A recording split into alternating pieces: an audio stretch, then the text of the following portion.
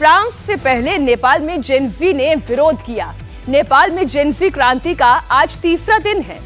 पिछले 48 घंटे में नेपाल बर्बाद हो गया। प्रदर्शनकारियों ने संसद से लेकर राष्ट्रपति भवन तक, सुप्रीम कोर्ट तक सब कुछ फूंक डाला। नेपाल में क्या क्या तबाह हुआ, कितनी बर्बादी आई, इसे बताने से पहले आपको नेपाल में जेनजी क्रांति का कुछ अपडेट दे देती हूँ। नेपाल राजनीतिक संकट से जूझ रहा है। सेना ने पूरे नेपाल को अपने कंट्रोल में ले लिया है। सेना और राष्ट्रपति की बैठक में आगे का रास्ता निकल सकता है। तो वही थोड़ी देर में जेनजी ने बड़ी बैठक बुलाई है। बैठक में आगे की रणनीति पर चर्चा होगी। इस क्रांति का आज तीसरा दिन है। नेपाल में अभी भी हालात सामान्य नहीं हुए हैं। काठमांडू में कर्फ्यू लगा हुआ है। सेना ने संसद भवन, राष्ट्रपति भवन, सुप्रीम कोर्ट समेत अहम जगहों को अपने कब्जे में ले लिया है। इन सभी जगहों पर कल प्रदर्शनकारियों ने आगजनी की थी। प्रदर्शनकारियों ने पशुपतिनाथ मंदिर में भी घुसने की कोशिश की थी। इसके बाद सेना पशुपतिनाथ मंदिर में तैनात कर दी गई। नेपाल आर्मी चीफ ने प्रदर्शनकारियों से बातचीत के लिए आगे आने की अपील की। तस्वीरें जो आप इस वक्त ऊंची इमारत धू धू कर जलती हुई देख रहे हैं, दरअसल हिल्टन होटल है जिसे बर्बाद कर दिया गया है।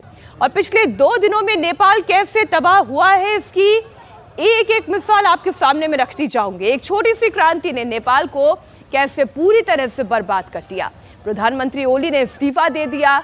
नेपाल का अब क्या होगा, कौन संभालेगा नेपाल की सत्ता, एक एक डिटेल मिलेगी आपको इस रिपोर्ट में।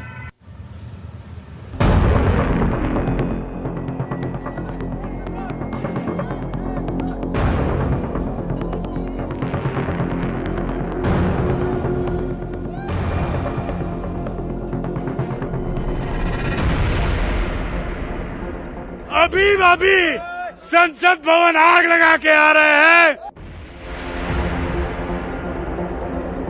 नेपाल का संसद भवन फूका। सब तोड़फोड़ कर दिया हमने, बहुत अन्याय हो गए ये। नेपाल के राष्ट्रपति भवन को फूका।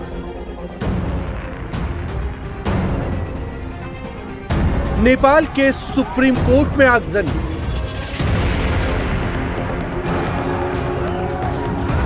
प्रधानमंत्री ओली के घर को जलाया।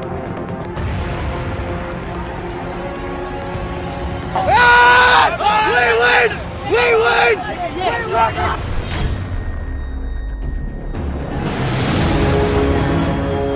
24 घंटे के अंदर नेपाल क्या से क्या हो गया। महज 24 घंटे के अंदर ही एक देश कैसे बर्बाद हो गया। राष्ट्रपति भवन से लेकर संसद भवन तक प्रदर्शनकारियों ने नेपाल में सब कुछ फूंक दिया। ओली सरकार के मंत्रियों को सड़क पर दौड़ा दौड़ा कर मारा। उग्र भीड़ आगजनी और हिंसा करती रही, लेकिन नेपाल की सेना और पुलिस कुछ भी नहीं कर पाई। पिछले 24 घंटे में नेपाल के अंदर भयंकर तबाही मची है।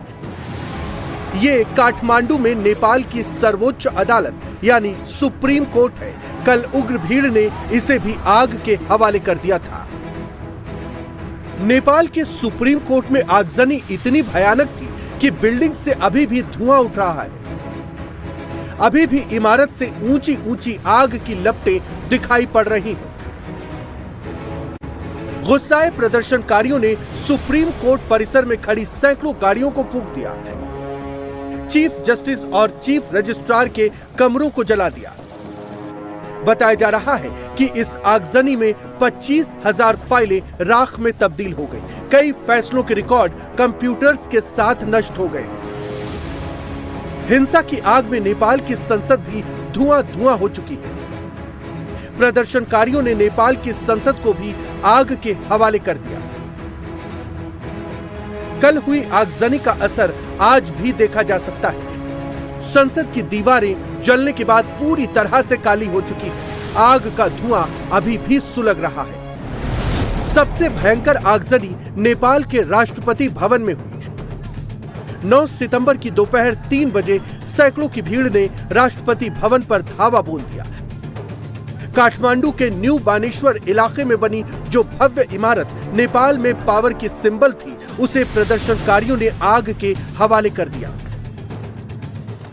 हम जान को जोखिम में डालकर उस बिल्डिंग के अंदर तक पहुंचे हैं राष्ट्रपति भवन पर, जहां पर देखिए इस बिल्डिंग को पूरी तरह से आग के हवाले कर दिया गया है। अब हमें यहाँ से पीछे हटना होगा क्योंकि कभी भी ये बिल्डिंग धराशायी हो सकती है, ऐसा यहाँ के जो आर्मी के लोग हैं वो कह रहे हैं, इसलिए हम यहाँ से पीछे हटना चाहते हैं। देखिए ये जो तस्वीर है, ये अनरेस्ट जो है, जो गुस्सा है लोगों का, युवाओं का करप्शन के खिलाफ, जिस तरह से सरकार ने यहाँ पर इन चीजों को डील किया था, उसके बाद जो है किस तरह से यहाँ पर जो है तस्वीरें बदली। पहले यह कहा गया था कि जो युवा है उसको हल्के में लिया गया प्रधानमंत्री की तरफ से, लेकिन अब देखिए आप किस तरह से यहाँ पर पूरा का पूरा जो माहौल है वो युवाओं के कंट्रोल में आ गया है। इस तरह से राष्ट्रपति भवन जो एक बहुत भव्य सुंदर भवन माना जाता था, काठमांडू का राष्ट्रपति भवन, लेकिन अब उस राष्ट्रपति भवन को पूरी तरह से यहाँ पर आग के हवाले कर दिया। ये एक्सक्लूसिव तस्वीर सिर्फ और सिर्फ इंडिया टीवी पर आप देख रहे हैं। कैमरामैन मेरे सहयोगी किरण जो हैं वो इस तस्वीरों के जरिए हमारे दर्शकों तक ये बात पहुंचा रहे हैं कि किस तरह से